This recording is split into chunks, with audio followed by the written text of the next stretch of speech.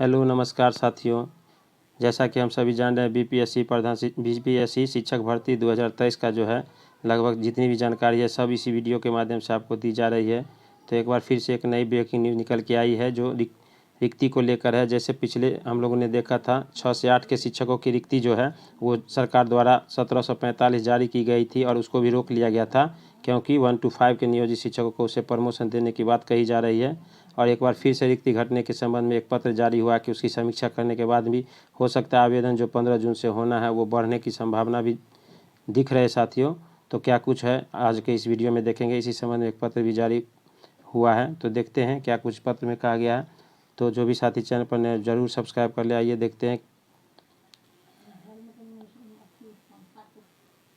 तो ये यहाँ देख सकते हैं बिहार सरकार शिक्षा विभाग पटना कन्हैया प्रसाद श्रीवास्तव सभी जिला शिक्षा पदाधिकारी ये 9 जून 2023 के संबंध में पत्र जारी किया गया है जो माध्यमिक शिक्षकों के रिक्ति से संबंधित है। माध्यमिक एवं उच्च माध्यमिक विद्यालय में उपलब्ध रिक्ति की सूचना विहित प्रपत्र में उपलब्ध कराने के संबंध में 15 जून से आवेदन होना था साथियों और 14 जून को यह मांगा गया था विभाग द्वारा। तो क्या कुछ इसमें कहा गया है आइए देखते हैं। थोड़ा 3 पेज का है साथियों लेकिन कम ही समय में देख लेंगे। अवगत कराना कि बिहार विद्यालय अध्यापक नियुक्ति 2023 जो दिनांक 10/4 को अधिसूचित की गई थी अंकित प्रावधान में पंचायत संस्था नगर निकाय संस्था द्वारा नियुक्ति हेतु पूर्व से परिवर्तित नियमावली के अंतर्गत कोई नई नियुक्ति की जा सकेगी।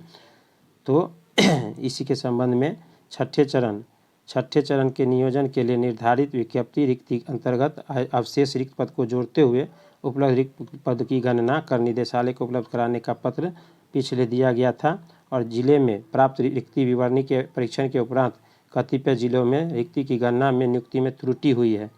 तो ये क्या त्रुटि है उसको भी थोड़ा देख लेते हैं। उत्क्रमित उच्च माध्यमिक विद्यालय में राष्ट्रीय माध्यमिक शिक्षा अभियान के तहत माध्यमिक शिक्षकों का पद सृजित किया गया था परंतु विभागीय संकल्प संख्या 5713 के द्वारा माध्यमिक विद्यालय विहीन पंचायतों में स्थापित उत्क्रमित माध्यमिक विद्यालय सृजित जिलों का आवंटित नहीं किया गया। बावजूद इसके श्रेणी के उच्च माध्यमिक विद्यालय पद स्थापित माध्यमिक विद्यालय के पद की रिक्त की गणना की गई है। तो यहाँ सीधे यह कहा गया कि राज्य के विद्यालय में 12 से 13 में शैक्षिक रूप से उत्क्रमित माध्यमिक विद्यालयों के नीतिगत निर्णय के आलोक में 25 तरह को आवंटित किया गया था।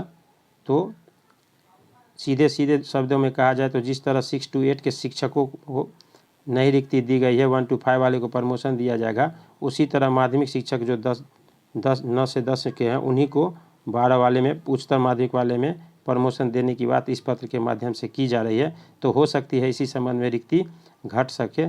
तो जैसे उत्क्रमित माध्यमिक विद्यालय क्रियाशील होंगे वैसे वैसे पदों का उपवांटित किया जाए। इस प्रकार जिले को उपलब्ध कराए गए पद जो विद्यालय को आवंटित हुआ है उसी के सापेक्ष रिक्ति की गणना निदेशालय को उपलब्ध कराया गया।